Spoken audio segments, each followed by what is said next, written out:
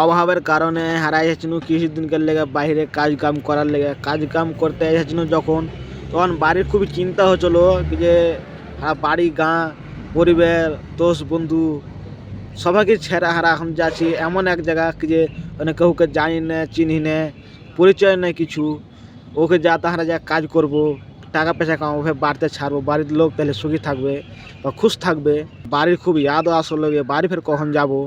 তো আজ ফাইনালি হারা বাড়ি যাব বাড়ি বার হবার লেগে হারা সবাই ছুটি করে আছি 4টার দিকে গাড়ি আছে। তো আজ ফাইনালি ওই দিনটা চলে এসছে খুশির দিন কি হারা এখন বাড়ি যাবো বাড়ি যায় কত মজা করব। তো সামনে রমজান মাসে রোজা টোজা করব তারপরে তখন আল্লাহ বাচ্চা বুচ্চা হয়তো ফের বাইরে আসতে হইলে আসবো না তো বাড়িতে কাজ কাম করবো। আর এই প্রবাসের মাটিতে এসে কাজ করে খুবই ভালো লাগলো।